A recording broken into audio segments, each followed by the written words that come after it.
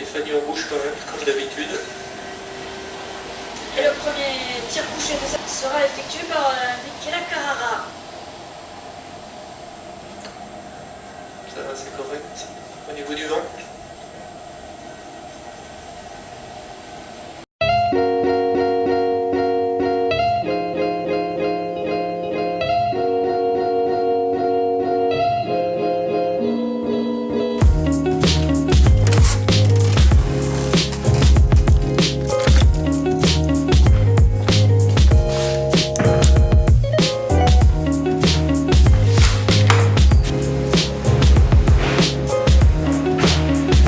Il y a un sport que j'ai un peu du mal à comprendre à la télé, moi, c'est le biathlon. Les mecs, ils font du ski de fond, puis de temps en temps, ils s'arrêtent, ils attrapent une carabine, parce que c'est des mecs, quand ils font du sport, ils aiment bien prendre une carabine avec eux.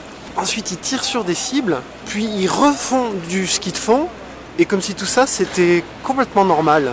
Ouais, il est bien. Alors, c'est un sport où il faut savoir gérer la pression.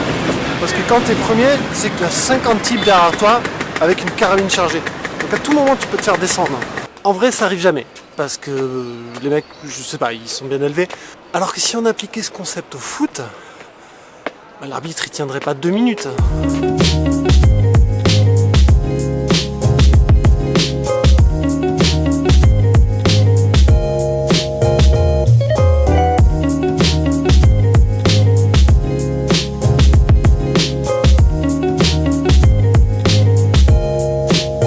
Il y a un sport qui ressemble beaucoup au biathlon, c'est le triathlon. C'est pratiquement pareil, sauf que tu rajoutes le vélo et que tu remplaces le ski de fond par la natation et le tir à la carabine par la course à pied. Mais sinon c'est pratiquement pareil, c'est pour ça qu'ils ont pris à peu près le même nom finalement. Donc non seulement il faut savoir courir et nager, mais en plus il faut savoir faire du vélo. Parce que si tu as les petites roulettes à l'arrière, ben, tout le monde se moque de toi. Alors l'épreuve reine du triathlon, c'est l'Ironman. 3 km 8 de natation, une étape de Tour de France à vélo. Ouais, putain de... Et on va retourner cette séquence. 3 km 8 de natation, 180 km à vélo et un marathon pour terminer. Je peux dire que ces mecs-là, quand il y a une grève des transports, ben, ils s'en battent les couilles.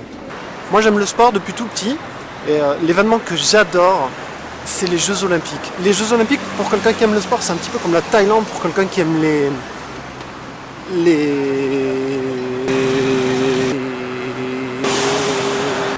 plages. Ici on est à la jonction entre deux mondes, hein, deux ambiances. Bon, faut juste pas se tromper de porte.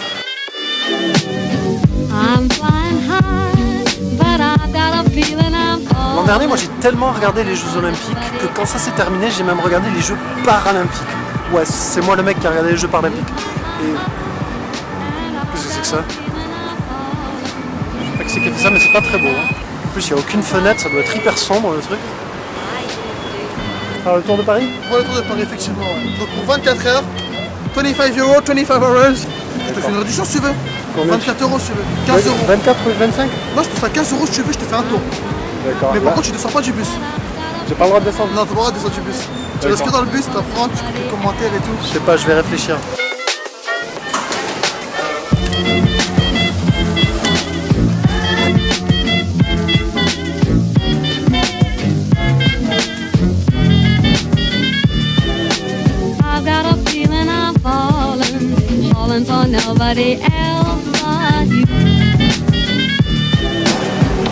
Alors les Jeux Paralympiques, c'est comme les Jeux Olympiques, mais en plus épuré.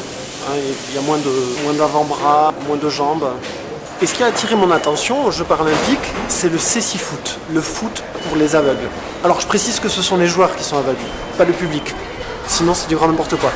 Pour savoir où est le ballon, eh bien, ils ont mis une petite clochette dans le ballon pour que les joueurs sachent où il se trouve. Et du coup là tu te dis, mais comment ils font pour faire rentrer la petite clochette dans le ballon?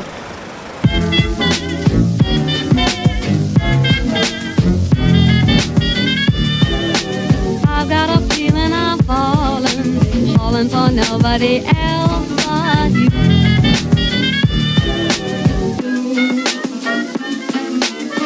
I'm flying high. Mais bon, ce que je voulais vous dire surtout, c'est qu'il y a deux manières de regarder un match de cécifoot. Soit tu le regardes en te disant que ce sont des joueurs malvoyants qui jouent, et là tu te dis, mais c'est hallucinant, comment ils arrivent à jouer comme ça sans voir le ballon. Soit tu le regardes comme un match de foot normal, et là tu te dis, mais ils sont nuls à chier. Parce que des fois, il y a un type, il prend son élan, il court, il tape de toutes ses forces en touche. Alors du coup, plus personne n'entend la petite clochette, c'est la panique sur le terrain. Et là, t'as envie de dire, mais on n'est pas au rugby, le but c'est pas de trouver la touche. Ouvre les yeux un peu. Pardon. J'ai jamais trop compris ce truc de mettre des cadenas sur les ponts, quoi. Personne va voler le pont. Moi vraiment j'espère de tout mon cœur que Paris va accueillir les JO en 2024. Donc Anne Hidalgo, si tu m'écoutes, bon ben déjà retourne bosser, qu'est-ce que tu fous là? Mais surtout, fais attention aux grèves. Parce que si la SNCF fait grève pendant les JO, ben, ils seront tellement en position de force qu'ils vont demander la retraite à 25-26 ans. Donc attention aux grèves, Anne Hidalgo. Et surtout, mets des Vélib aux stations, il n'y en a jamais, putain. Comment ils vont faire les mecs du triathlon quand ils vont sortir de l'épreuve de natation dans la Seine? Déjà, ils auront chopé le choléra, et en plus, quand ils vont arriver à la borne, il n'y aura plus de Vélib. Tu penses à ça des fois? Allez, salut.